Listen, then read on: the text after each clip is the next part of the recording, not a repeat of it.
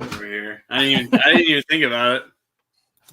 I don't even think I wouldn't call mine professional. Ethan's is more professional than mine is. Mine's still kind of semi-professional. I mean, you both got the dual action little thing with the radio look. I almost thought a different color SM7B for me. I was like, did they come out with the white? No, I'd be sick if they did, though. I think they did. Do they have one? I think so. They? Oh, I don't know. Yeah. All right, we got one like and one watching. All right. I did pick up this cool ribbon microphone recently. Ribbon mics are cool. What brand is that? That's an MXL. Don't judge. Okay. It sounds really neat. MXL, I usually were like, that's MXL. All right, everybody, all three of you that are watching at the moment, welcome to another episode of the Open Fields Podcast. I got a surprise for you to start off. Okay. I have dubbed this Season 3 because it's a good way to start Season 3. So welcome, everybody, to now officially Season 3, Episode 1 of the Open Fields Podcast. I'm your host, Ryan Fields. I've got our co-host, Ethan Landis. What's happening? Not a whole lot, man. Have a good week, per usual. Actually, a good weekend, I should say. Yeah, man. 4-day weekend. All pretty solid. So we're good. We got that here in a couple of weeks. Actually, I got 3-day weekend, with Memorial Day coming up. But, I wish I had 4-day weekend. That'd be nice. That's the, is that the work of the judicial system there for you? Correct. Okay. Ooh, useful information. Anyway, well, hey guys, just want to let you know this week's episode is going to be what I have dubbed the musician episode. As you can see, we've got 3 other guests here with us. In the corner there is David. David, now I'm gonna ask this, and I know, and David and I used to work together at the Final Touch, and his dad works there, and I have never called you guys by your last name. So I'm going to ask this, and hopefully I can pronounce it correctly. Was it Francioni? How do you pronounce your last name? Franciosi. Franciosi. Okay. Franciosi. In high school, called me Francois because they didn't know how to say it. I thought that was Franciosi. All right. So as we had David Franciosi with us here, local musician. Originally, or you more in Cumberland? Cumberland. I'm in sometimes Frostburg, some Cressup Town. I got you. Well, as I had put on Facebook and everything, this local musician, formerly of the band Dry Spell. So we'll get into that and you talk about your history with Dry Spell and what you got going on here in the future. And then underneath of him, or at least on my screen, is we have one Mr. Louis Matteo. Louis, my friend of 21 years now. How's it going, buddy? It's going well, Ryan. It's going well. It's good to be back on the Open Fields Podcast. Yes, sir. He was actually on our Season 1 episodes, which was our all audio episodes, because at the time I had not a clue how to edit video and didn't really know how to audio edit either. But hey, I got through it, had some help, and Louis was a guest on there way back in 2021. Can't believe it's been that long since we started this thing. So other than that, I mean, we talk pretty much all the time, but other than that, how you been, man? I've been well. Actually, I double-checked the facts, and it's 3 years ago to the day that we did that episode. Holy moly. That was not in any way, shape, or form planned. I promise you that. Lies. So, but yeah, we got Louis is originally from Stowe, Ohio. Just a backdrop of how I met Louis was spent the summer in Ocean City, Maryland, and I explained this on the original podcast episode as well. But spent a summer in Ocean City, Maryland after I graduated high school and met him through a mutual friend of ours. So I just have kept up with him. He drove down. He lived in New York for a while, San Francisco, back to New York. Now currently now you living in New Hampshire. You're living in Boston. I live outside of Boston in Massachusetts. Okay. All right. So now in Massachusetts, and keeping pretty good contact. So yeah, it's been 21 years now that I've known this good sir, and Just want to thank you very much, Lewis, for joining us this evening. I appreciate you, buddy. And then last, but not least, originally from Cary, North Carolina, via Waynesburg, Pennsylvania, now back to North Carolina as he is now, is Mr. Drew Johnson. Drew, what's happening? As you're on mute. I am on mute. I was trying to be polite. That's not at all shocking. No, I was trying to tell you to say Fuquay because no one ever gets it right. Did you notice I sidestepped that real quick? Oh, you sidestepped it. So you'll laugh when you hear what Laura called it. She said Fuqua Varina. I was like, what? You want to move to where? Anyways. So Fuquay Varina, huh? Fuquay Varina, yeah. So I've been a little bit everywhere, man. I've traveled all over the Southeast playing, but I've lived in Tennessee, I've lived in Pennsylvania, I've lived in North Carolina, even in Europe for a little bit. We won't talk about that; it might get me in trouble. But anyways, so well, yeah. So like I said, I definitely sidestepped Fuquay, Varina, just said North Carolina. I saved myself some embarrassment. So. But as I said before, guys, thank you so much for joining us this evening. Basically, all we want to do tonight, guys, is just talk a little bit about your musical history or your musical journey, where you started, where you're at, where you're going. Your how do I put this? Your musical inspirations per se, and what really got you into music. So I guess we'll just kind of start with back around to the corner and David. So good, sir. You want to tell the viewers a little bit about yourself and how you really got started in music? I started as a singer and still am, but I started when I was around 11. Weirdly enough, I started out singing Phil Collins, and then I slowly got into the Beatles. Actually, I got into Beatles obsession. Sorry, Ethan.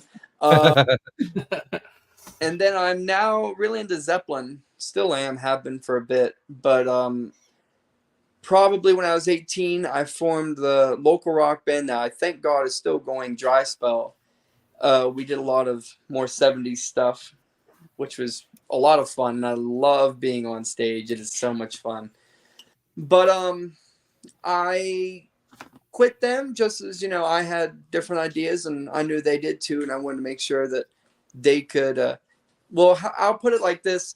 It would be easier for one man to quit than me to kick out three of them and make a whole new thing. Gotcha. Better to leave one asshole than to kick three of them.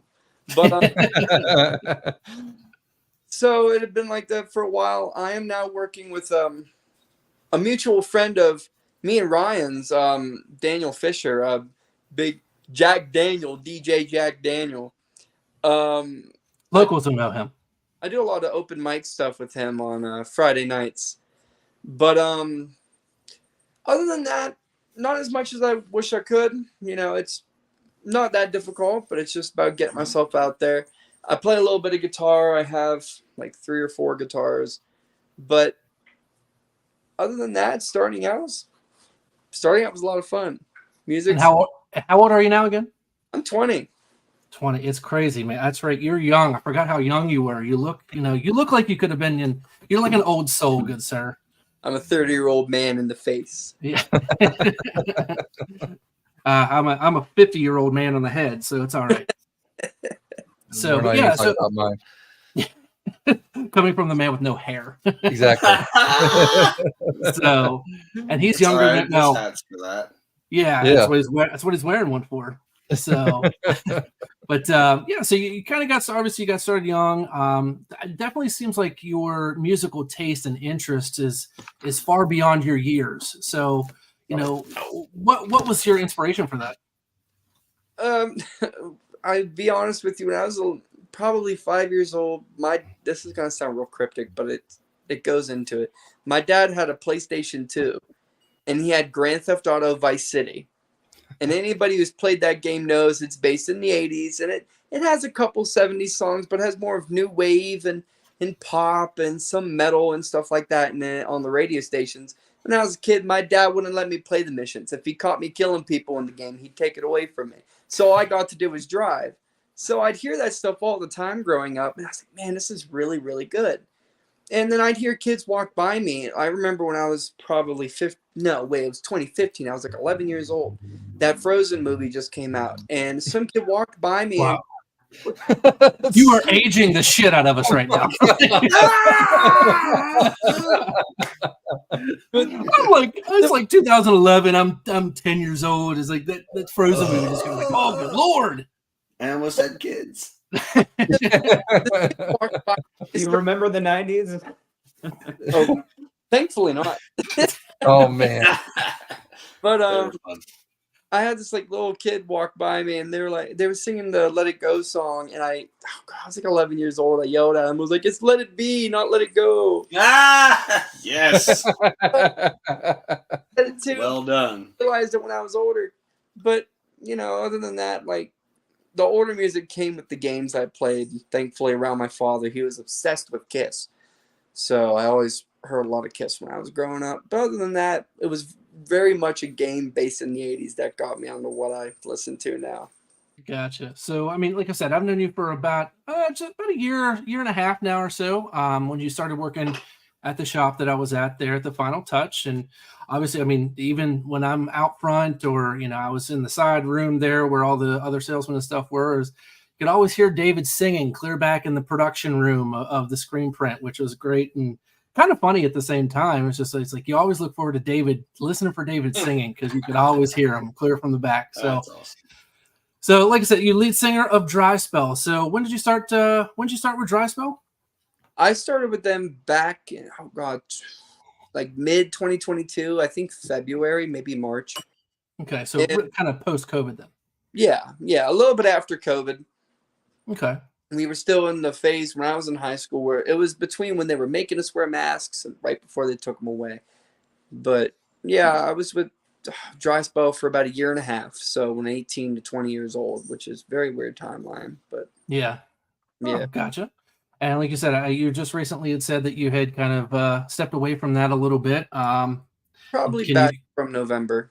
Let's say, how long ago was that? So within the last 6 months. Yeah. Okay. All right.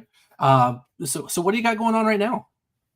Well, I was going to be with a band called The Lid for a while, and they're very, very good musicians, but I had recently moved to an apartment, and I wanted to get my life more in order and figure things out, just take some time for myself. And this new apartment and the animals we have and the girlfriend I have, I wanted to make sure I had time for all that. So I was like, well, I'll put that on the back burner. But right now, what I'm doing as a small side thing that I can work with well is I am working with two really good friends of mine, Hayden Drummond and Seth Rounds, both very, very talented musicians.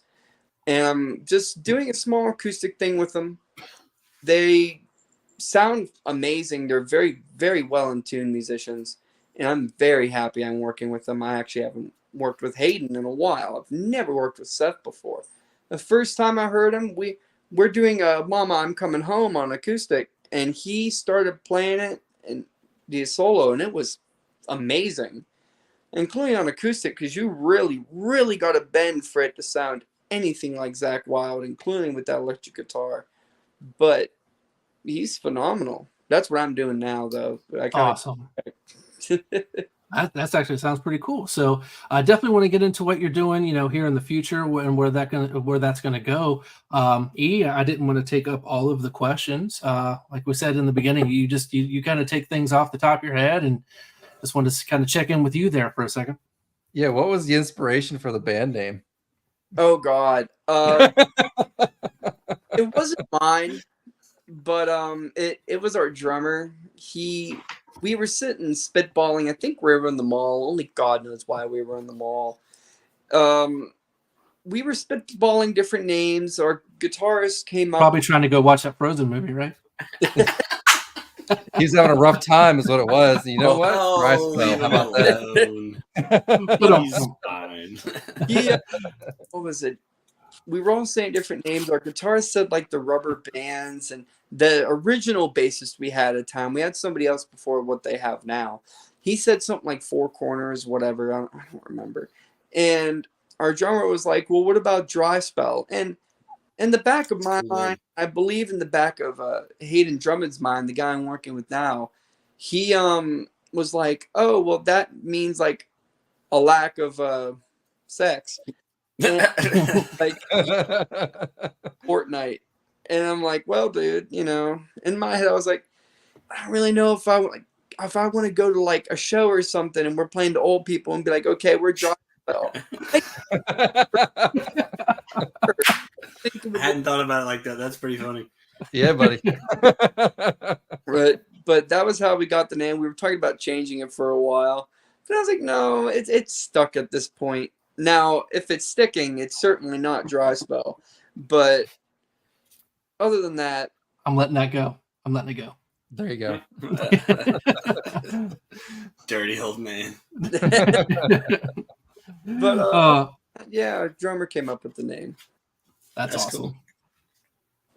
Well, I guess to go from, you know, young buck in the corner to, you know, one of my, well, I don't want to say longest friends, but Mr. Lewis, I know you've been sitting there patiently waiting, you know, not really saying anything, as you per usually do. A very quiet gentleman he is. So how are you, sir? I'm well. I don't like to talk over people, so you know. I know. I'm like Drew. I don't want to be rude. He's very polite. He is, I tell you. So as you heard, you know, David, you know, with his early beginnings, you are not 20. I am not 20. Ethan's closer to 20 than, you know, the rest of us here now that David stepped away. So, you know, obviously, what did you're originally from Stowe, Ohio, as I had mentioned, and in our original interview back a couple years ago, you mentioned, if I recall correctly, that you had started really singing, or your grandmother had started singing in the choir at church, and that's where you really got started singing. So so my grandmother sang and played the organ at church, and she had an organ and a keyboard, so I started about age 9 picking out some melodies on the keyboard. I would they would be watching TV or something like that, and I would just pick out some of the notes that I would hear. And my grandfather said, you know, we have to get him some music lessons. So that's really where it all began for me. And then I started playing. You know, I was in you know, in the band and in school, and I played saxophone. So I did that all, you know, in elementary school and through high school, and then I studied jazz saxophone at Berklee College of Music in Boston.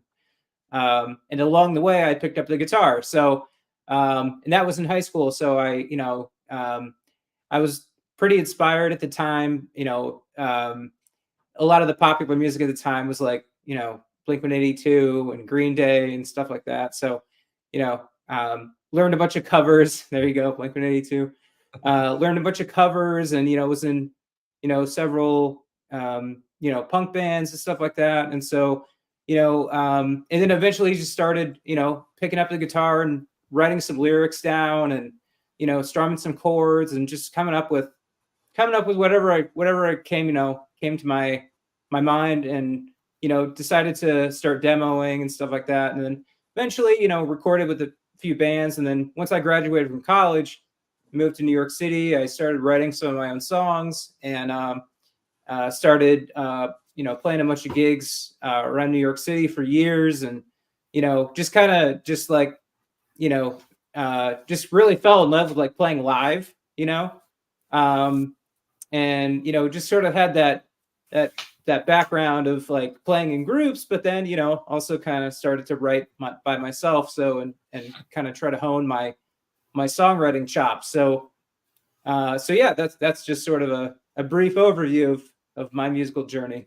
And that was, I was gonna say, that was quite brief considering the last conversation we've had. It's like, you know, I remember going into a little bit more detail, which, you know, about like what you had done in high school and stuff like that, which was very interesting. So if you guys get a chance, definitely go out and check the audio interview with Lewis from a couple of years ago. You can find it on Amazon Music, Spotify, Apple Music again. Finally got that corrected. But yeah, it's definitely an interesting listen for sure. But now when you said your grandmother played like the organ and stuff in church, was she the only one that you really kind of shared your musical love for or with, or was it more of a family thing? Kind of like, with Drew over there, we'll get to it. His dad, I knew, and I think mom plays as well. But was it more of a family thing, or was it just kind of like you and your grandma type thing? It was me and my grandma. My mom and dad weren't really musicians necessarily. They kind of left that up to me. And they always enjoyed, when I want to, either practice and play something for them. But, they more were just, kind of cheered me on, and, whatever I was working on at the time, whether it was something for school or whether it was something just for fun. I was in a band, playing out originals or covers, whatever it was, yeah, so that's pretty much it. It was my grandma, and and I have other more distant relatives who are musicians also, but my parents weren't really musicians either, but so they're like, yeah, we'll just kind of leave that to you. So, and then like I said, you mentioned about having a couple of bands in high school. Did you have any interesting band names in high school, like David's Dry Spell? Not as creative as that. Or as Jimmy Twig said, Married Life instead of Dry Spell. If you want to call Dry Spell creative. My first band name was terrible. What? Nothing is this as creative as that. I was in a band called Captain What. It was a band called Anthem. Yeah. In college. Still creative. As I say, that's still creative. Yeah, but not as creative in the way that David said it. So not as visually creative, apparently. So, but so you had mentioned you went to Berklee College of Music. A lot of well-known performers had gone to Berklee School of Music. One offhand, obviously, that I remember is John Mayer. What was your time like in Boston the first time going to school there, and how did that really shape you as a musician? My time in Boston when I was at Berklee was it was such a different experience from growing up in Stowe, Ohio. In Stowe, Ohio's sort of suburbs, and it was like just going to a city, and it wasn't at the time, it was a really big city. Now I have more of a perspective from being in New York and other cities. But to me, Boston was a big city.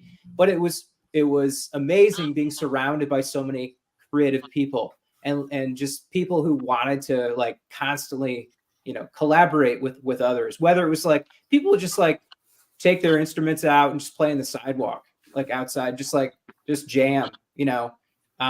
Whether it was that or taking it into the studio, or people writing songs, people wanting to record, people wanting to play live, just being around all those different types of musicians and creative types of people was just inspiring, and it was motivating to practice and to want to learn about different styles of music, different genres.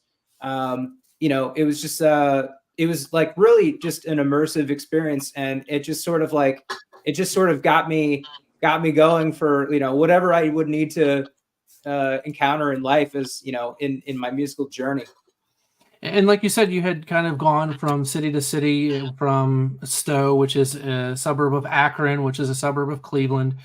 You've gone from there to Boston, to New York, to San Francisco, back to Boston, living in New Hampshire for a little bit, if I recall.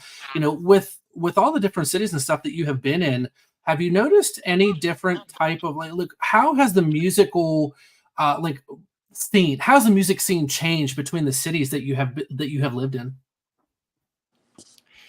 It's you find a little bit of commonality in different music scenes. It just kind of depends on it's kind of just plugging into the local scene. There's anytime that I would play a show in a different city, kind of getting into a little bit of, I haven't toured extensively or anything like that, but you always kind of find people who are just willing to play, and want to experience, whatever style of music it is. That's kind of the great thing about being a musician, I would say, is you kind of just wherever you are, you just kind of connect with like-minded people. And then, if you kind of like you're into the same style, it's like, yeah, like I'll join you for that gig, or like someone's looking for a drummer, or like a keyboard player, or whatever it is, a bass player, and they just jump on stage with you, and you just play, and it's like and I'd say like that's the greatest that's the greatest thing I would say about being a musician, and like the commonality of like just being in different cities. Like I would say, like in some places, like certain genres might be more popular, but really, it's just like anywhere I've ever gone, it's like I always find someone who's like really into whatever style of music, and and we can like just collaborate, and that's really like the theme, is like collaborating with whoever I would run into. Well, that's the definite. That'll be the word of the day. We'll have a little secret for you here after a while with the word collaborate. So hold that thought. But E, I know you got something. Well, no, I just like talking about the era that you kind of grew up in. And that's kind of like the similar type of era where I first started listening to music with like Blink-182. That was really like, I think, the heyday for like the pop punk type of bands that came through at that time. Just off the top of your head, real quick, can you give me like a top 3 of that time? Yeah, well, top 3 of that time was I'd say Green Day, Blink-182, and let's see, what's a close third? I don't know. It's sort of like I don't know. There were a lot of pop punk bands back then. There's like Newfound Glory and stuff like that. And then you also had like bands like Taking Back Sunday and kind of like more like emo kind of stuff, screamo, stuff like that. So, there's a little crossover, but I would say those bands. Yeah. And I you know what? You like coming off the top of your head with Blink-182 and Green Day was where I would go for sure, because there is like a little bit of a drop off in terms of popularity after that. Everyone else kind of seemed like they had like 1 or 2 like solid hits, but like those 2 definitely had like the longevity. For sure. Yes. For that time period, yeah, it was like those were the kind of leaders of like Warped Tour and stuff like that. They were going strong at the time. Warped Tour. So yeah, I had to, as you guys were talking, I was like, I noticed that you had your guitar, Lewis. I'm like, I'm sure Drew's got his there. You've got yours. I'll throw mine on here just to make myself look good, even though it's probably out of tune right now. So I was like, I probably should have tuned it up before I started this whole thing, but it is what it is. To an instrument, fellas. So that's what I got. Don't, as I say, Ethan's probably like shreds on Guitar Hero. No, I do not. More money with that thing than this guitar. So thanks, Lewis. I appreciate it. We'll definitely come back to you here in just a little bit. Like I said, he's got his guitar with him. I do have a little bit of surprise, even more surprises for you guys here shortly too.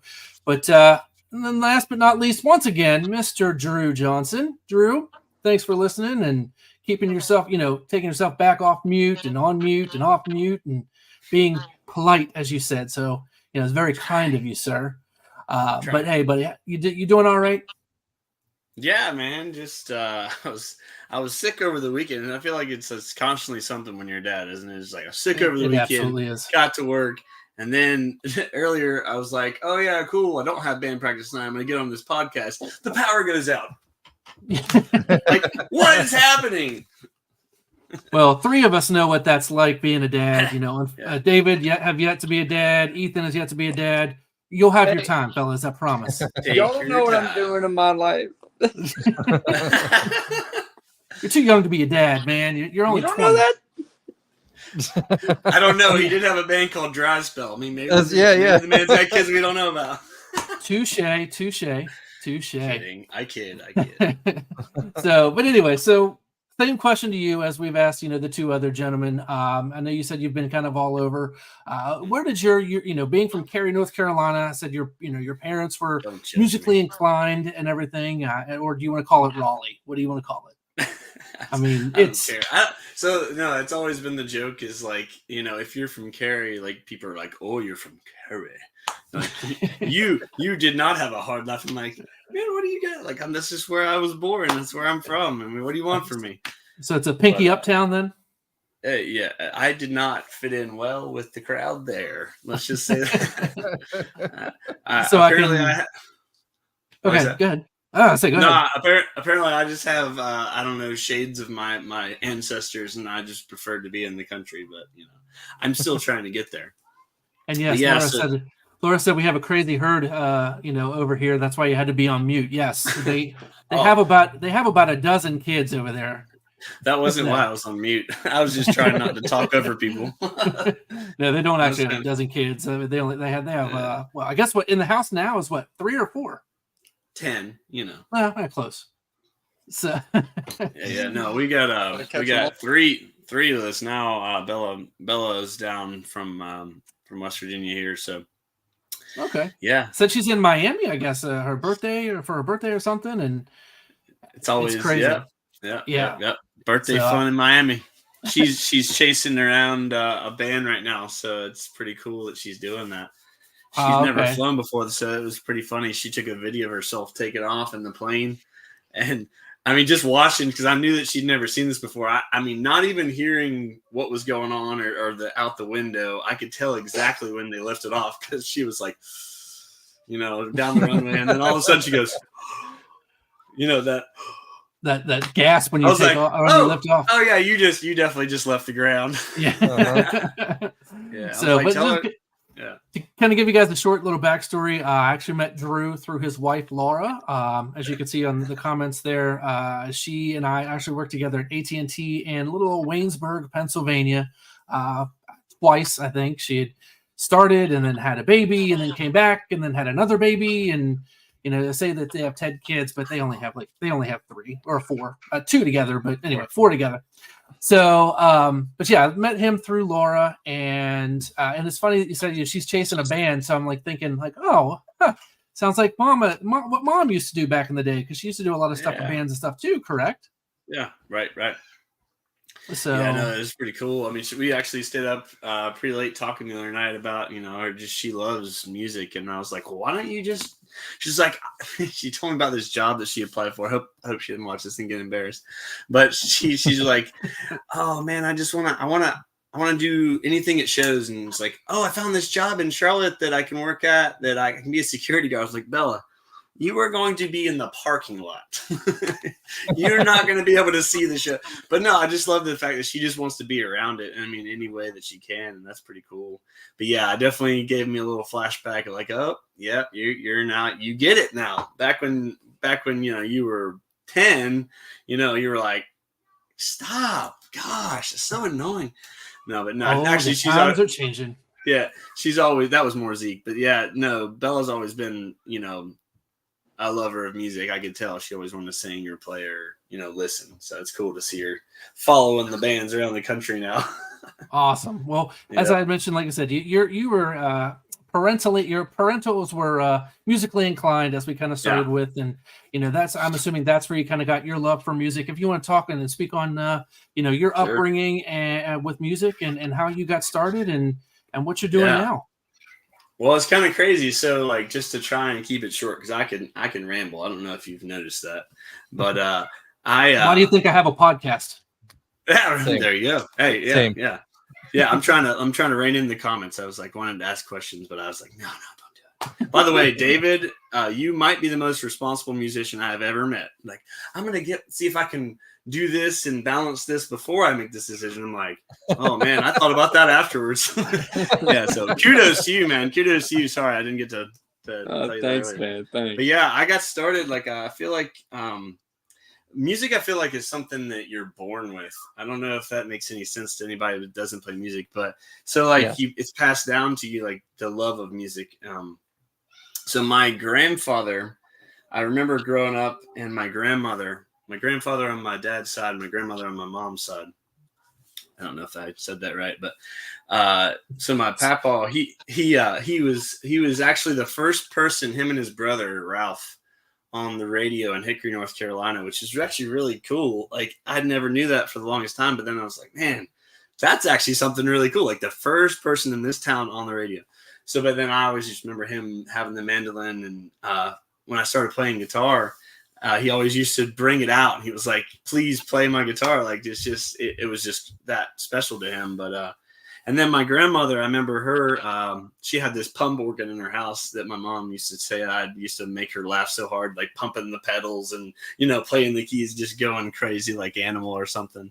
But I remember her playing on her piano, and yeah, just those memories, and then all of that combined with I grew up in like my mom having a band since I was like little, and I'd be upstairs in the playroom and they'd be having band practice, hearing like Cheap Sunglasses and whatever classic rock song they wanted to learn. Like, it was a cover band, so like, but they only covered good songs, so that was thankful.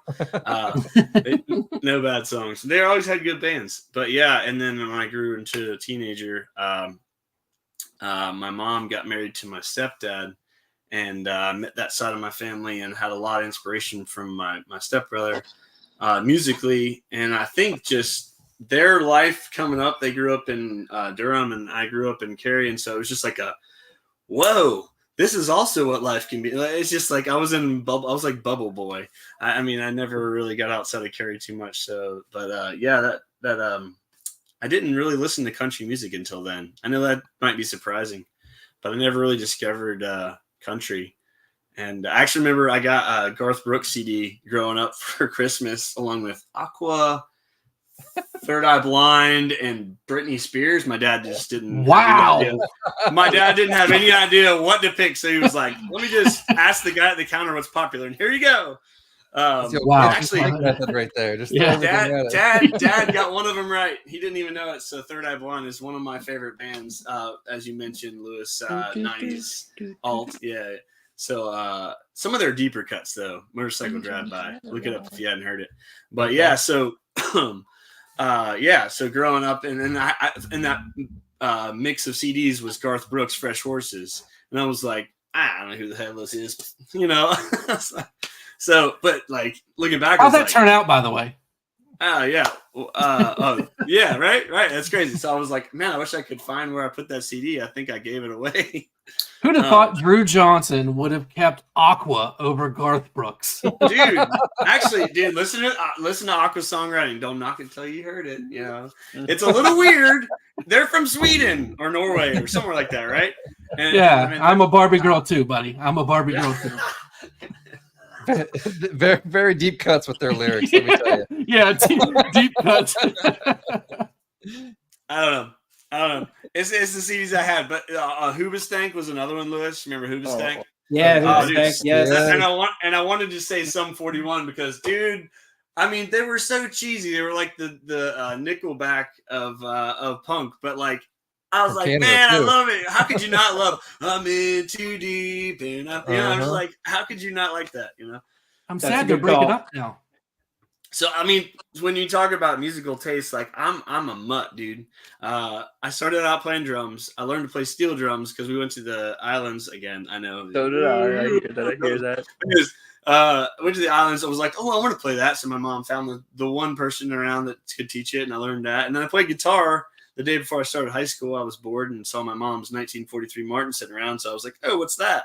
So I'm a mutt, dude. And I listen to punk, Bob Marley, Metallica, Garth Brooks. I mean, just whatever.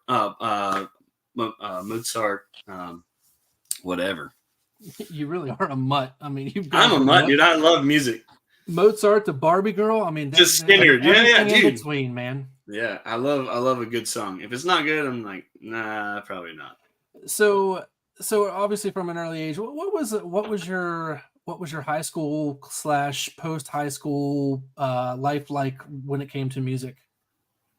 Oh man. Talk about what you can.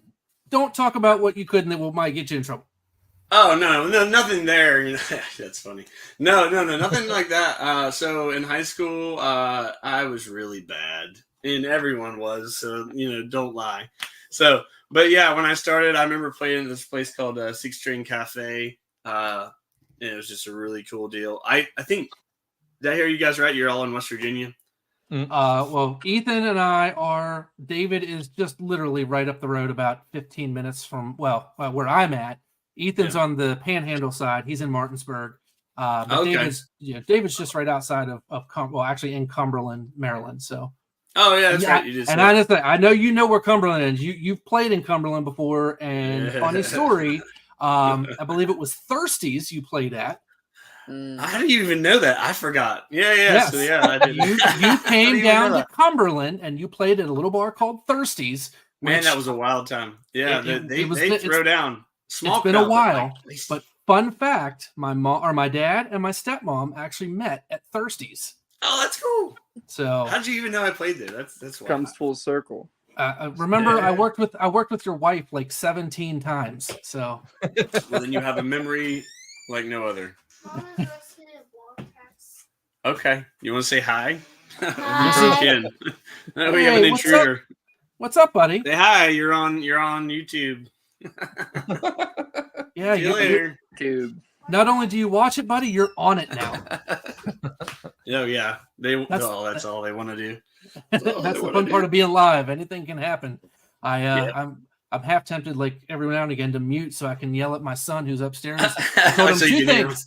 I said two things. I said, be good and don't jump on the bed. What's the first thing he freaking does? Jumps on the freaking bed. So, he did that on purpose, right? Oh, he is the smartest. He is the smartest asshole I think that I know. Like but he does a lot of love. Yeah, he does. He's 6, by the way. For those who don't know, he's 6 years old. And I love him. Acts like a teenager. He knows what he's doing. He does. So, but go on. I'm sorry, buddy. No. I honestly don't even remember what you asked me. I think you asked me about my musical upbringing and. Well, you asked about. Did you say we're being from West Virginia and brought up Thirsties and kind of going from there? Yeah. Tiny terrorist. Yes. They are tiny terrorists. Yeah, he totally got me on derailed too. But no, so I was talking about playing around here, and I remember playing at 6th string and just kicking around the North Carolina, the Raleigh scene, before I got to be able to get into these bars. I was in the coffee shop, so that's where I was stuck. But all these people were always receptive of what I was doing. I remember this one guy, he was just super talented, always played guitar and had a piano player with him. And the guy on piano would always play the theme to Snoopy. I always like really cool because I've never heard anyone else. But I remember he died like shortly after I met him. But how good he was, and I was like, oh, I gotta do something with it. Like that dude, like what happened to that dude, So, but yeah, I remember doing that, and then I used to jam out with my buddy up in the bonus room, playing Kryptonite or whatever was popular that week, and really sucking at it. Like I couldn't play the shuffle to say, whatever. I was playing drums, and actually just started back playing drums for some bands. Yeah, it just we were Monkey Gone Fugitive. It was just terrible. It's terrible. The most and then it was JD Cadence. Whatever that means. James, Drew, and I liked the word cadence. I was like, yeah, JD Cadence. Like again, with the crazy, early on band names. I think Dry Spell was probably the best one I've heard. Honestly, like that's a rock band. I like that. Well, we were almost a band of rubber bands, so I'd rather just... Hey, that was even cool. Like, what is Monkey Gone Fugitive? Honestly, that's just silly. That's really silly. Look at you had the thumbs down. You had the thumbs down bubble around your face. I know it's weird because I'm sitting here scratching my head. It's like, where did that come from? Who got the thumbs down bubble? What do you mean? What is Fields did right around. I don't know. Like right here next to Fields' head. I have no idea how that happened because I was just scratching the side of my head. So, they thought you were flipping the bird or something. It does show like if you actually put your thumbs down, it will pop the bubble up, which is weird. But I did not do that intentionally. But sorry to cut you off. So, I mean, it's not like I said, not like I gave you the finger or anything, but. Terrible band names. No, Give him the finger. There we go. That's a great band name. There you go. Yeah, that actually is a good band name. But yeah, and then I found country. So it was just like, I met my brother, and my stepdad was the one that had the band, and that was the first time I'd ever really been to a club, right? So I'll never forget it. The first time my mom and my stepdad were dating, and I was going to my dad's second wedding, and they had, just to put a little perspective, they had open bar. I hope my dad never watches this. They had open bar before the ceremony. Everyone was hammered at the wedding. Let's go. Always got to go there. It's terrible. Man. You got a pregame every time. That one didn't end well. But yeah, anyways. Every great story starts with this one time at an open bar. Yeah. Right. So so that was like the beginning of the night. So I was like, I might have a few cocktails for the first time tonight, because that was a little weird. And so I went with my mom, and was taking us to meet. My stepdad was playing at this place in Durham called I can't even remember right now. Wild Horse or something like it was. Shooters Saloon, and they used to play there all the time. And I remember seeing my brother playing on stage, entertaining the crowd, and my stepdad was playing guitar, and they had this full band, and it was just like, well, that's what this is like. That's cool. Speaking of your little dude there, I got mine here today. Hey, There he is. Say hi, everybody. Hi, everybody. live. I figured he'd Why show did up I- at some point. Why did I just think of Christmas Vacation? Hello, everybody. Hello, everybody. So yeah, I mean, music. I love how music differs in people. So like with David, it was much more of like almost third. I don't know, third party is the word, but like your dad was playing these video games, and like really good dad, by the way. Like don't you play the scenes where they're killing people, but like also awesome music in that game. So like, Oh, hey, yeah. double win, and then so that's how you kind of get into music, right? That's what I heard. Yeah. And then Lewis started singing in church, which I think I did too, but I just couldn't sit still that long, so I didn't really learn anything too much there. But yeah, so and then I just grew up, my whole family, and I think Lewis, you said some of your grandparents played as well, so it's just a family affair. I love the different stories about how people got into it. Awesome. I'm rambling. I'm gonna let you take the stage. You're good, man. Don't give like me I said, don't give me the mic. well, like I said, and it's no secret, definitely between Ethan and I, is I could sit here and I could ask all these questions, and I never want to feel like I overtake him, because he does have really good questions. But it's like I said, he's more of a off the top of the head kind of guy. I'm sorry, off the top of the bald head kind of guy. So Yeah, Chrome Dome. All right. yeah. But that's what he does. He really does his best work like on the fly, and I never want to cut him off, but I never want him to feel like he's not a part of this and everything too. So that's best. We actually really do work well together. So it's been really great, to have these. This is technically now episode 15, even though we started a new season now. But yeah. So go ahead, E. You're up, buddy. Well, no, it's funny that he mentioned Hickory, because there's a comedian that I really enjoy named John Reap, and he has a bit about Hickory, and it's not Hickory, it's HICKRY, Hickory, Yeah, and that's Hickory. how you say it down there. That's great. No, it is. That's totally 100% Hickory. A lot of towns. I don't know if I never really heard any other like West Virginia, like whatever it sounded like Buchanan. Okay, it looks like Buchanan, and it's Buchanan because that makes sense, right? But then like Wilson, like WILSON, it's Wilson. You got to add the T, or is it Wilson? Yeah, so Hickory. Yeah, you go to the to the southwest part of the state of West Virginia. You got a little town, and it's spelled HURRICANE,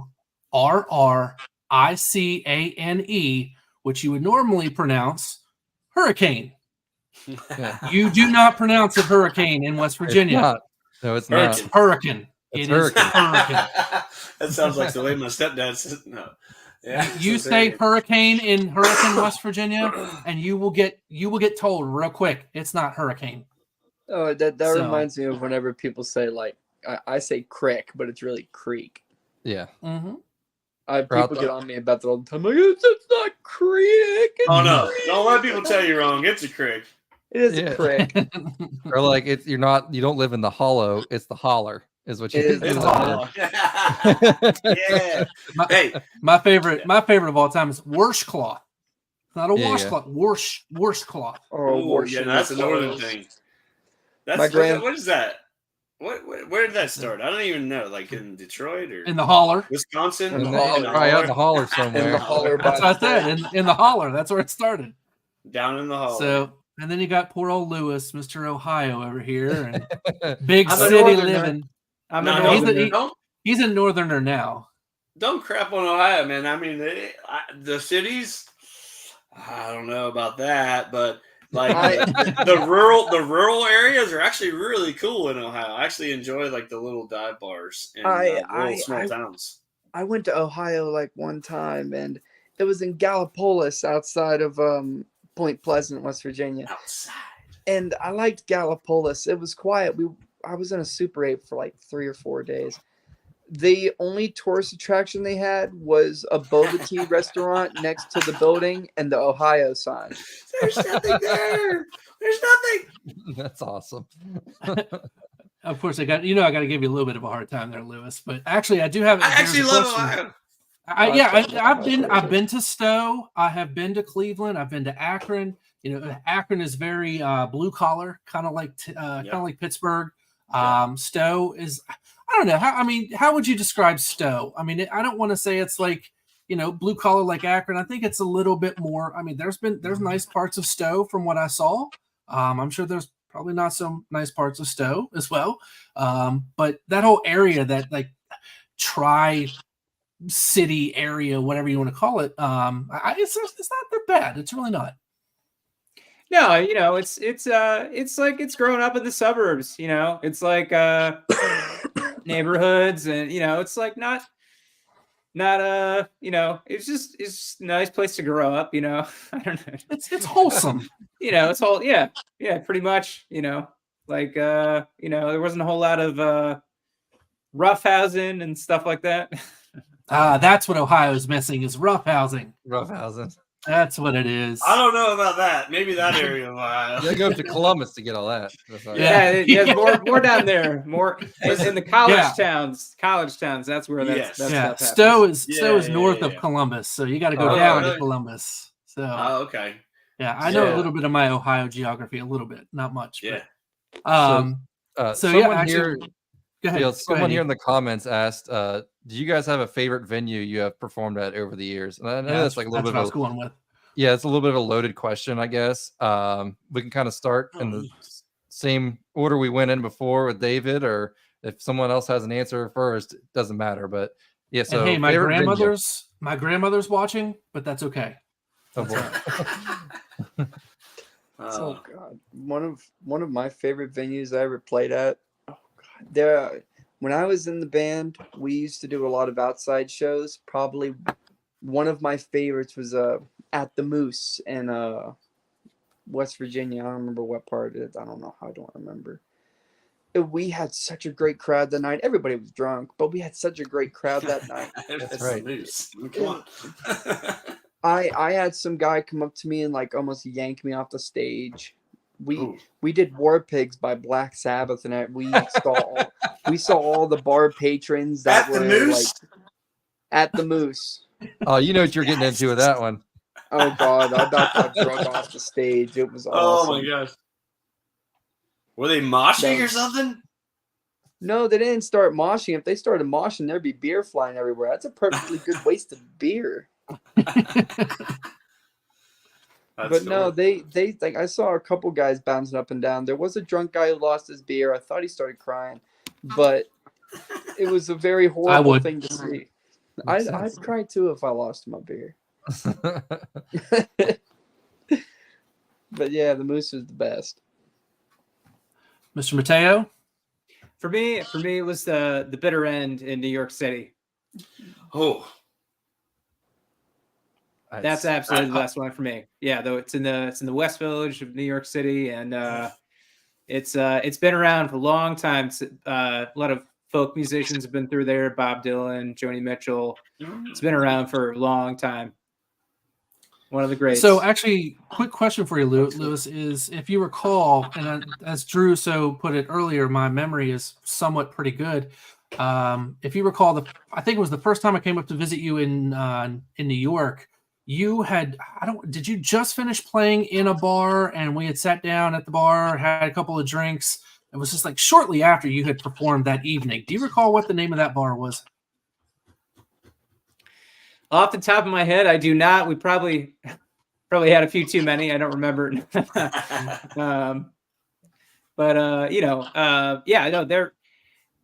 There's so many venues in New York City. In the East Village, West Village, like they're, just little tiny spots. Some of the greatest times of my life, honestly. But the Bitter End sticks out to me. I don't think it was that night, but yeah, I'm not sure.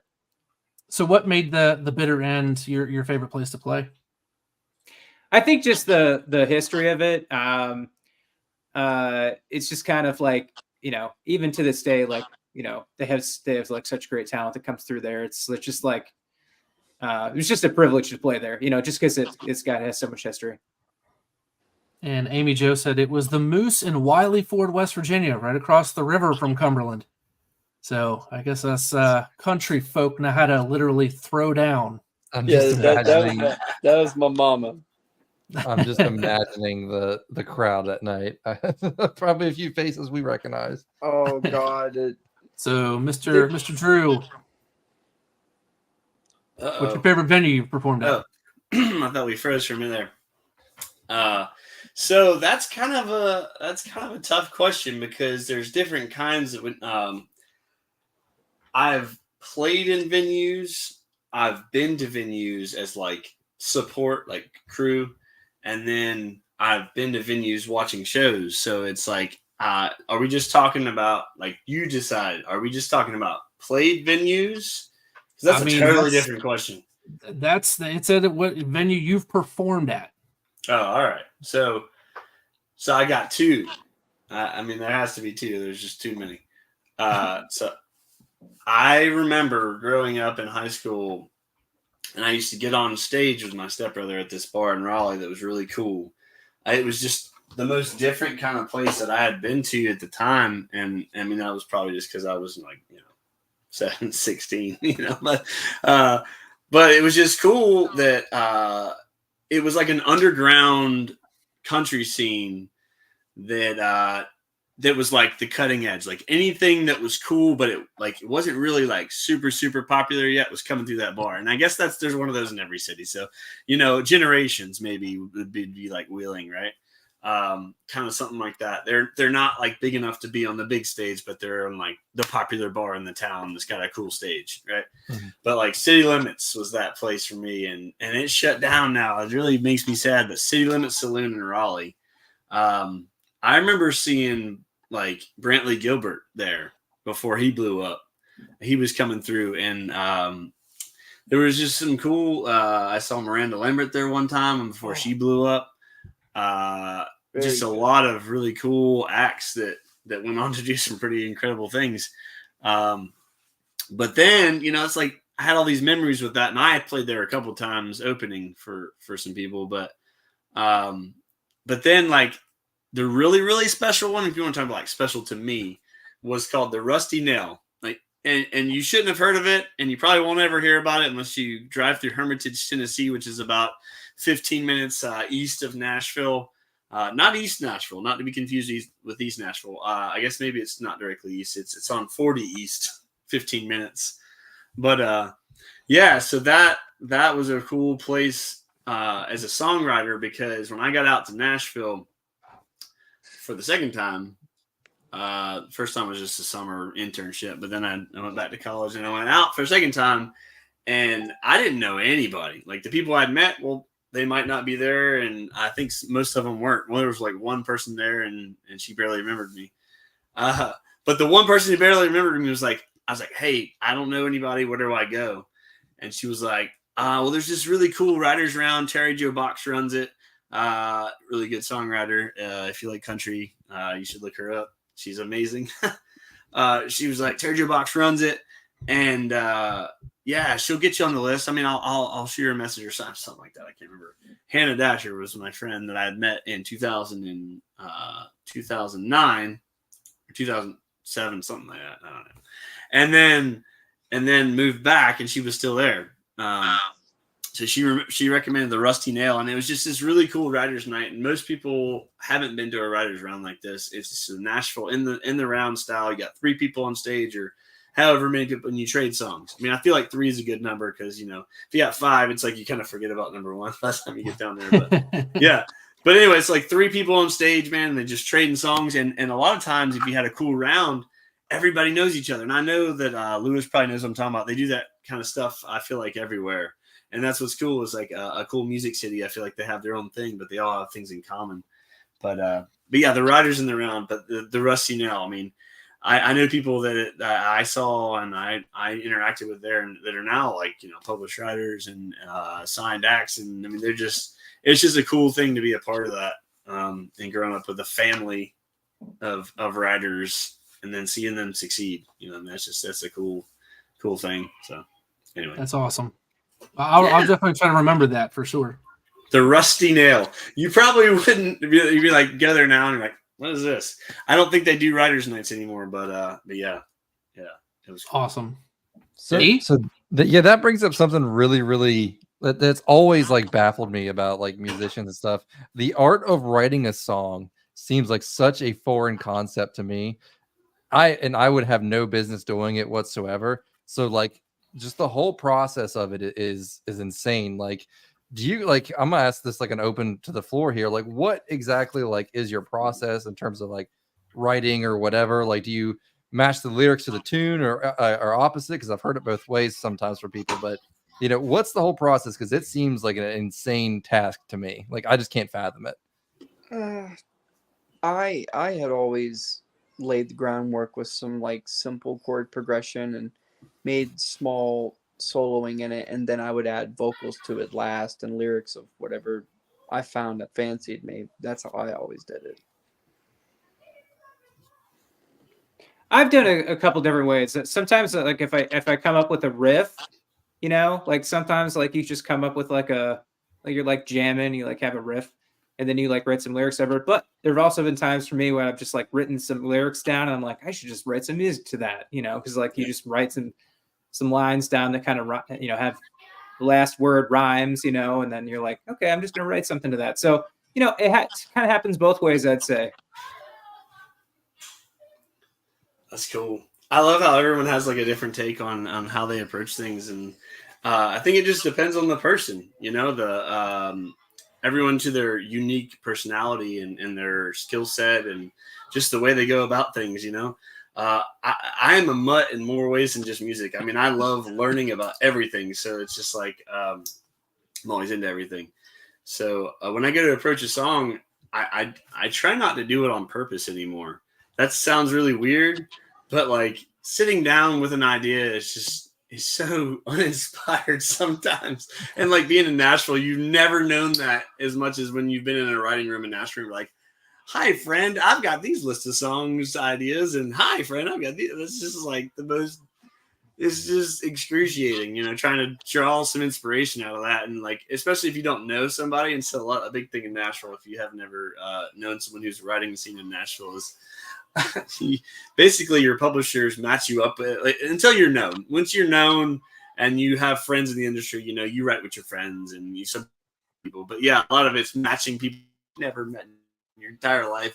And you're like, hi, person I just met just 5 minutes ago. Like, how can we write a song? So it's like, it's a really awkward, that's an awkward thing. But yeah, so writing a song, just however it happens. Like, I try not to try and sit down and write an idea.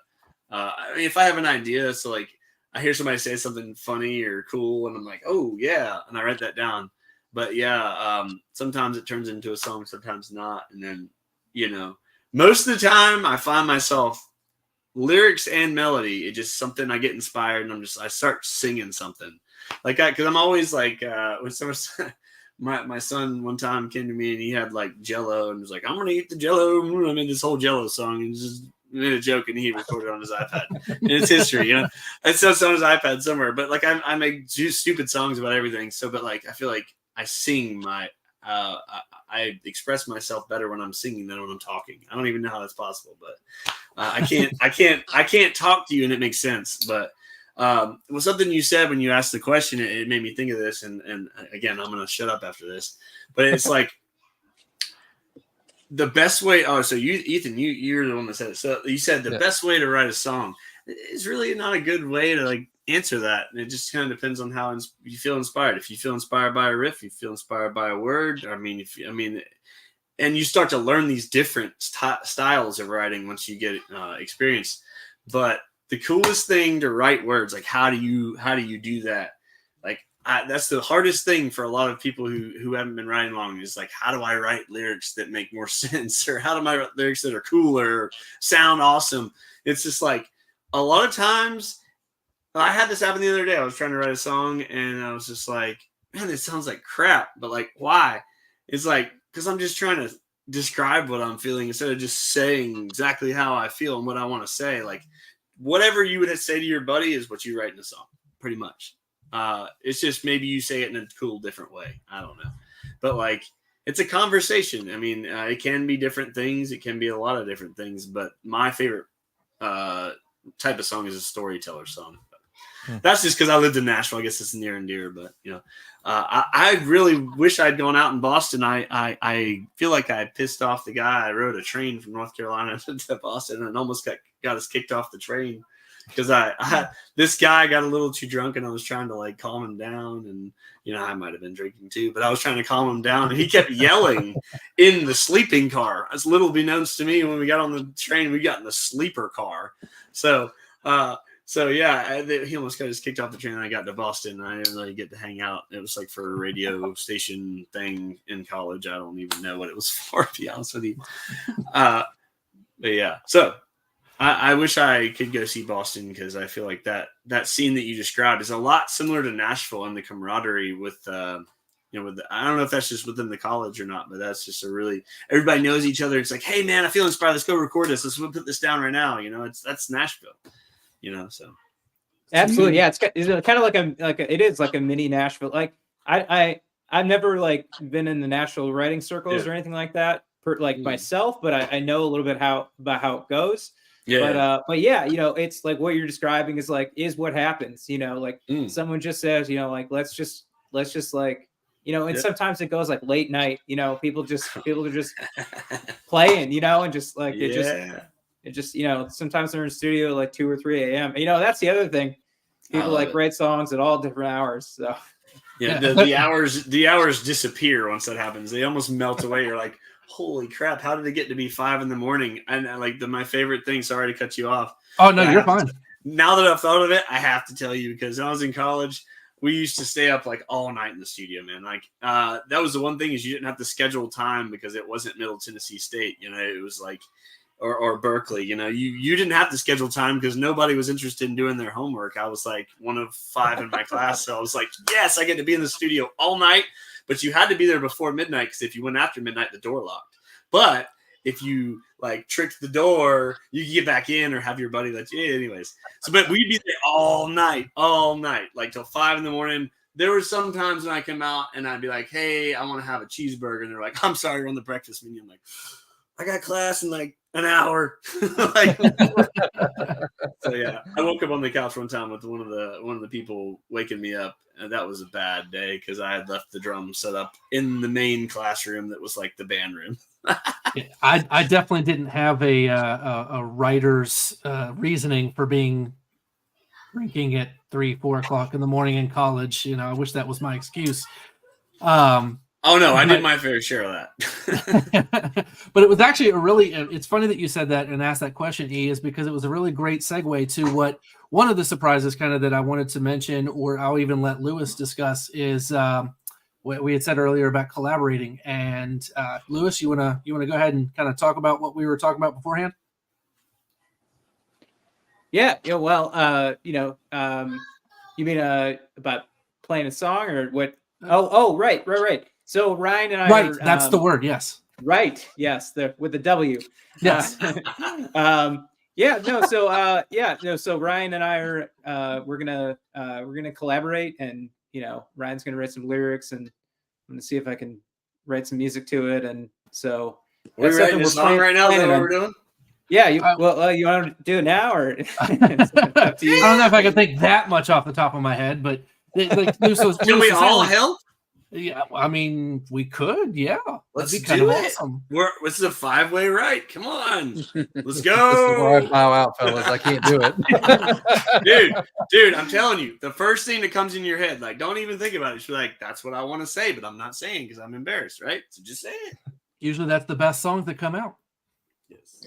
So that's cool. I didn't know you were doing. Yeah, Lewis and I have me.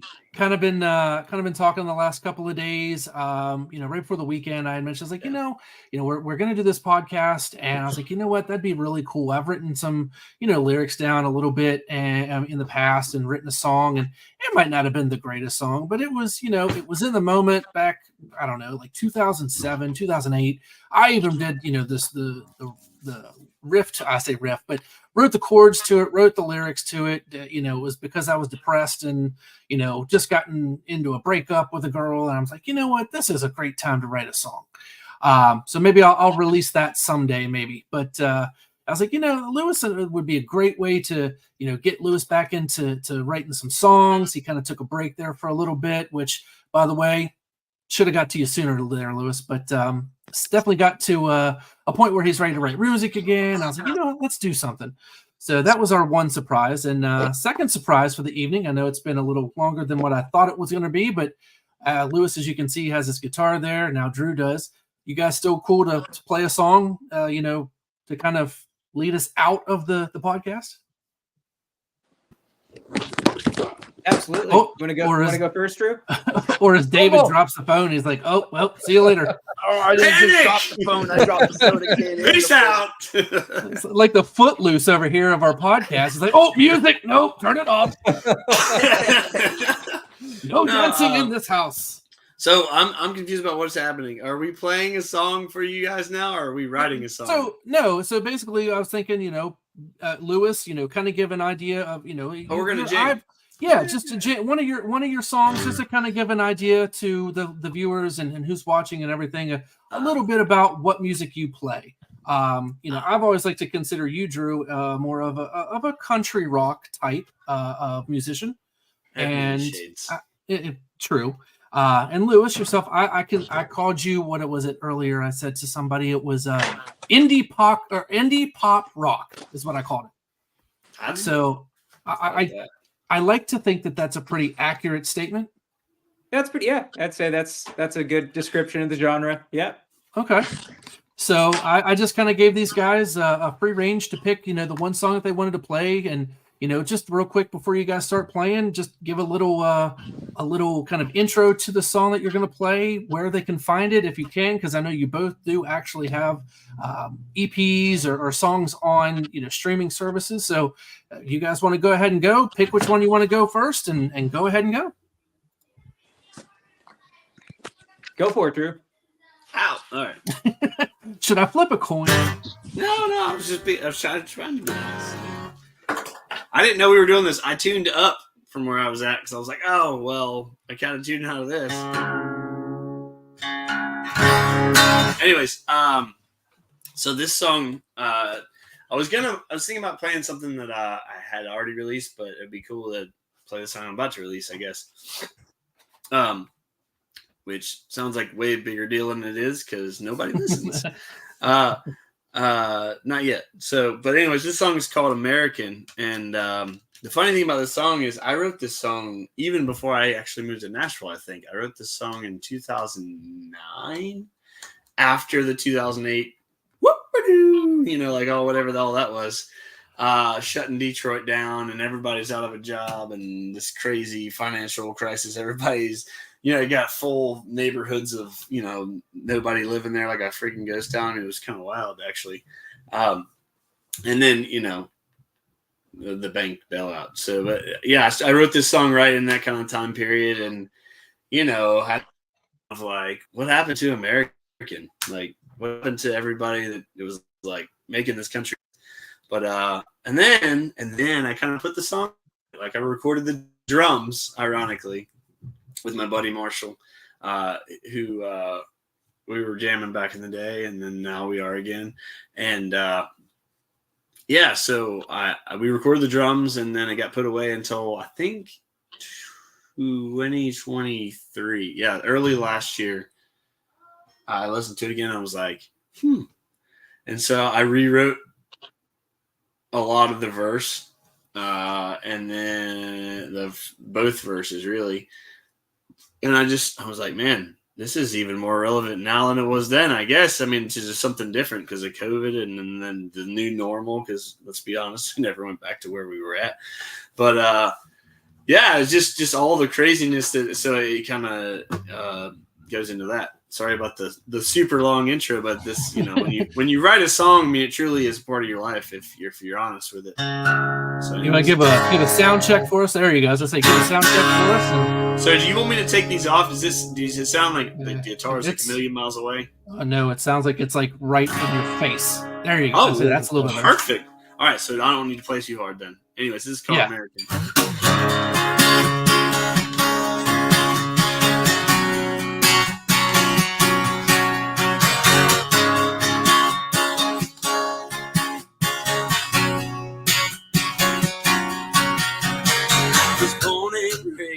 In the USA, where the doors are unlocked and that was okay. Trusted our neighbors, they were friends of the family. We're along the way, got off track, and Uncle Sam forgot about our working class.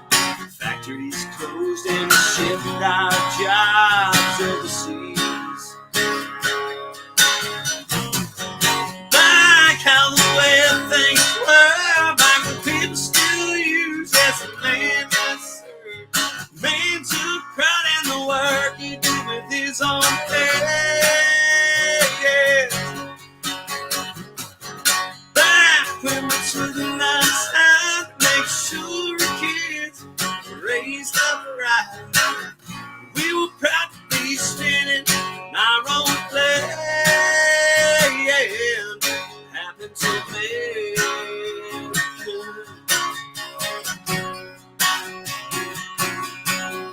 It's all black and white, Mexican, Democrat or Republican. Whatever happened to United we stand. Try so hard to not offend anyone. It's good to walk on the flag with my only gun. I still believe in the simple man. Like how the way things were back when people still used as a man that served. Man took pride in the work he did with his own hands. When we took the nice time, make sure the kids raised up right. We were proud to be standing in our own land. It happened to America.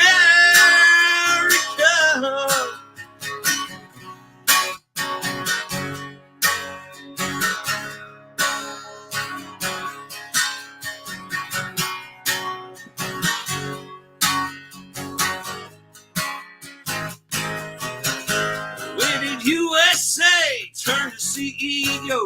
I know what you tried and who you know. Think I've had about all that I can stand. Wanna go back to the way things were, back when people still used yes man, yes sir. Man took pride in the work he did with his two hands.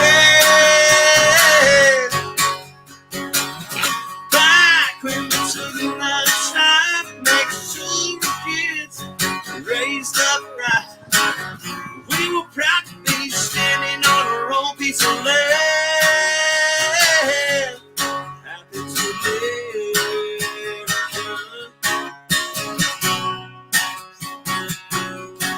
Happy to America.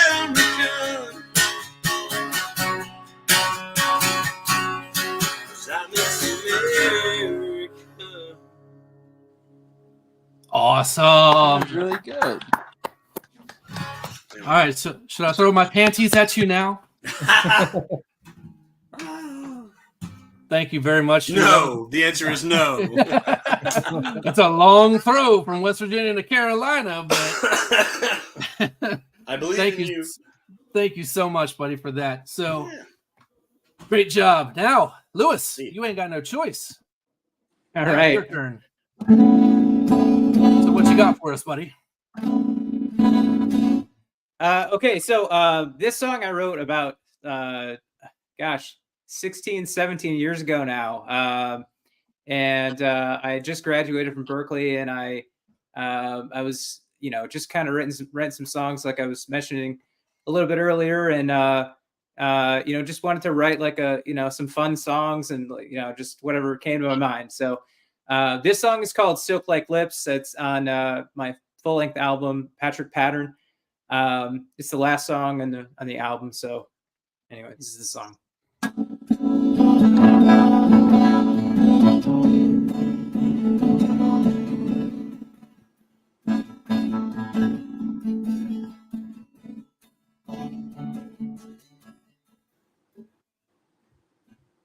Let's ride together. We'll be perfect harmony. Walk the roads, little towns, listening into all the sounds. Promising each other we'll never let this life get us down.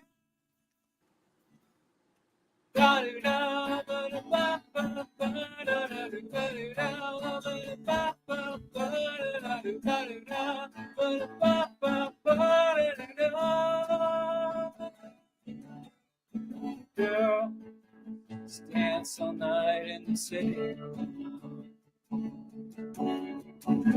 For love and life and our fidelity.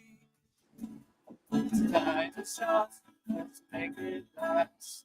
Only young once, so let's have a blast. We both kiss me with the silk like lips, and let's sing out loud.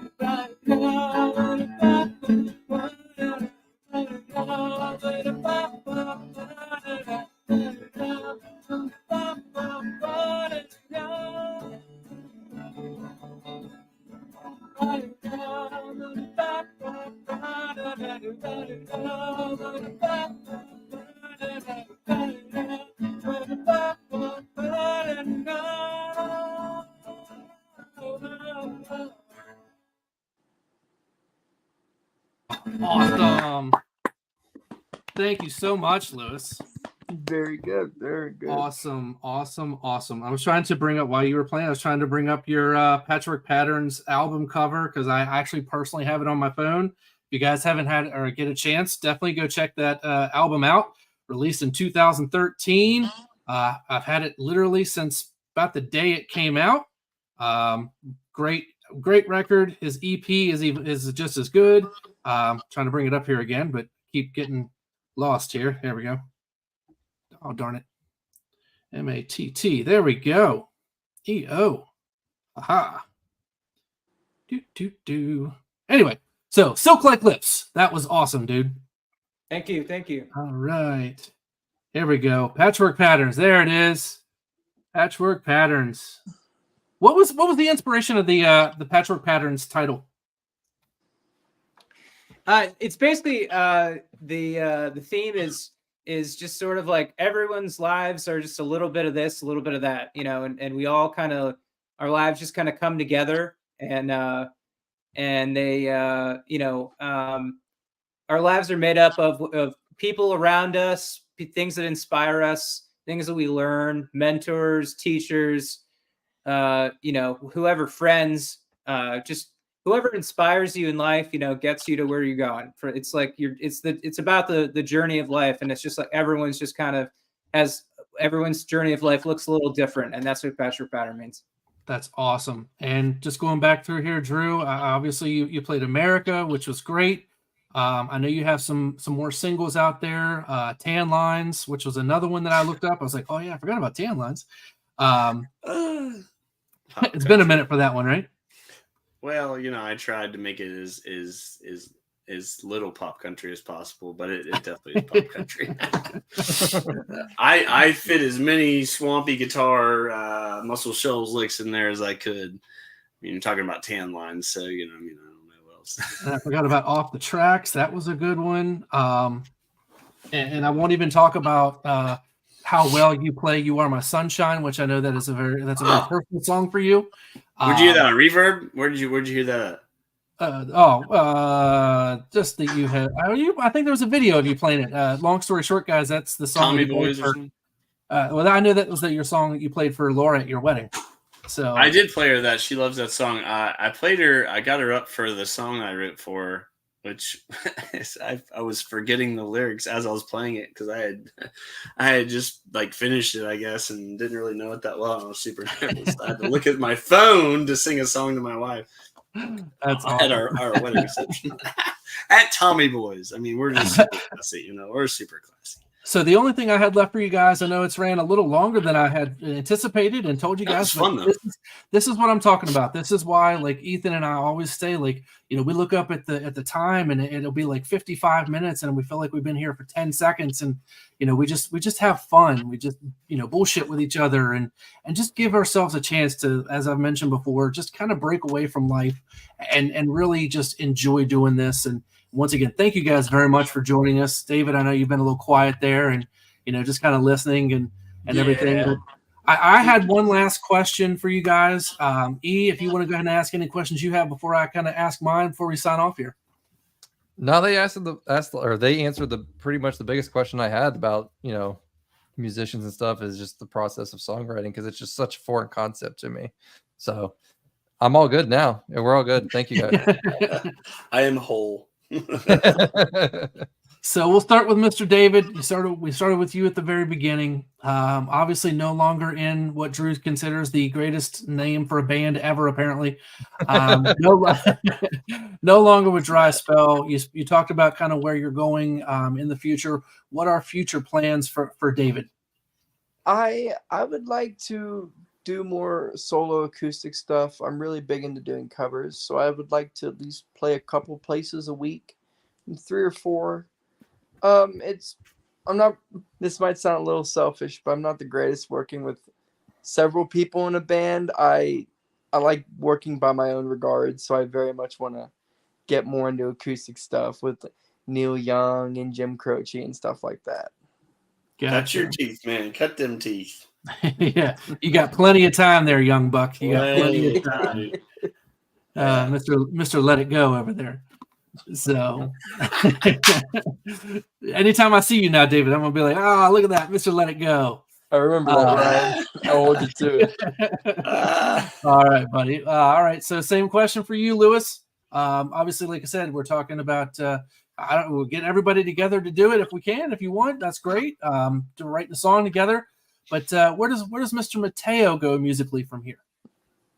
Or what do you have do you have any plans? Do you have anything in the works? I know you had said you were talking about mentoring kids at the school right now.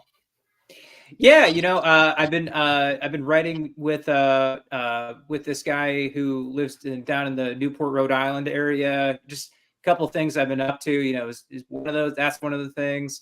I recorded an album with him last year. I've been mentoring some people from Boston and who were graduating from Berkeley and kind of getting a little more involved in that, just like getting, getting involved with some alumni stuff. And, I would just love to, get back to like playing out a little bit more often. I'll take the tour, the advice to go on tour. That'd be fun. I'll be your tour manager if I have to. I will second that. Hey, can I be your opener? More the merrier, absolutely. Yeah, I love tours, man. Rock tours I have found are way different than rock country tours. I've never been on a rock tour at all, but the country tours are definitely like Thursday, Friday, Saturdays, back on Sunday. Like there's a regimen. Rock tours are out for like months, and like we haven't seen our families in months. I'm all for getting Lewis back on the road and touring, and even if it's around Boston and New York City, I'm there. I am there, dude. Tours are fun, especially like solo acoustic shows. So, Mr. Johnson, what about you, sir? Oh, what is the question? I mean, just like, what do you have musically, in the future? What can you talk about? Anything special? You know what?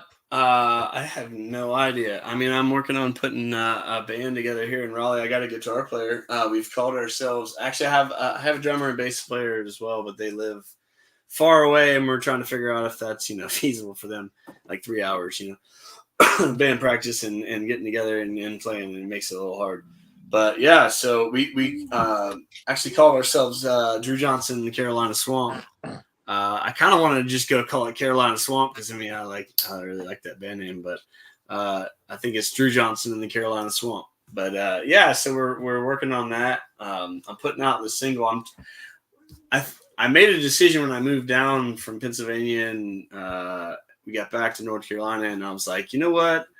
I don't care what happens with it, but I just don't want to suck. Like, I'm tired of playing 3-hour cover shows, playing wagon wheel, or listening to the dude yell Freebird 15 times. Like, I just don't, I don't care. I just don't care if I ever do that again. But like, I love playing to those There's crowds. Always that dude.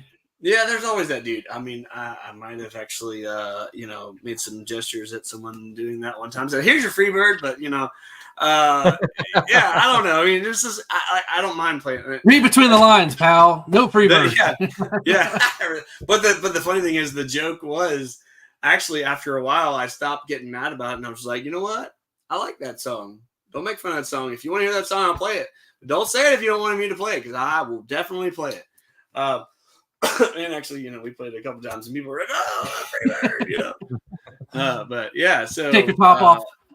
Yeah, what's next? I have no idea. Just don't suck anymore. Just don't play shit I don't want to play. Pardon my French. And just be true to what I am musically, and stop trying to cater to everybody, because that's all I did in Nashville is pander.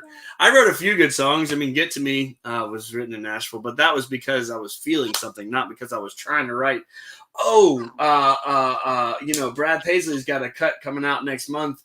They're looking for party songs. Like, what does that even mean? What does that even mean? It's like, we gotta have beer, we gotta have girls, we gotta have trucks. It's got to be at night. What else? There's got to be a circle of trucks, and they all got to be lifted, and they all got to be, like, it's stupid. Like, what are you guys even doing? I can't listen to songs like that. And where's Brad Paisley from again? Brad Paisley's actually a good artist. I mean, I'm just talking about the process of things. He's from West Virginia. No, I love Brad Paisley. He's one of the best guitar players I've ever seen. When I was out in Nashville, I was getting ready to go tear down the stage, because that's what I did. I was a stagehand, and I worked at Starbucks. Don't judge me. And then so I was getting ready to go tear down the stage, and all of a sudden I hear a guitar, but it's not plugged in. I'm like, that dude's not on stage. He's too far away to hear it is just guitar. I look next to me. It's Brad Paisley. He's watching the football game and warming up because he had that song with Carrie Underwood. And I'm like, holy, it's Brad Paisley right here. Like, one of the best guitar players I know of. I guess I met him kind of. I was like, hey, man. He's like, hey. Just like, what do you say to Brad Paisley playing guitar, warming up? I don't even You say remember what I hello. said, yeah, That's what you say. yeah, you say hello. Yeah, you say hello. I was like, wow. But but when it comes down to it, they're just people. Everyone's just a person. And what I got out of Nashville though was the people who really were doing something were just authentically them. They weren't trying to follow the closest trend because the trend was set by the person who was being them. So everyone else was just coattails, and garbage, if you will. Actually, Lewis, I got a really funny story to tell you here real quick. So I had mentioned that Lewis and I have a mutual friend together, and that's where I met mutual friend through who I met Lewis from. And she had mentioned, she said that's going to be her band name is Mutual Friends. That's cool. We were talking about band names. I love She's like, Mutual Friends. That's going to be my freaking band name. That's great. That is a cool band name. That's a cool name. So I'll tell you guys. what, Drew. Carolina Swamp could have some sick merch. That's all I can say. Yeah. Oh. Yeah. We haven't gone to the Carolina Swamp yet. I'm just saying, the merch is out there. I'm telling you. Hey, you ought to have seen Dry Spell's merch. It was pretty. I want to see it. Can we get a hold on, David? I feel like you got some merch somewhere. Come on, grab a hat, grab a t-shirt. Like, God, I do not have a single Dry Spell shirt anymore. I can't imagine.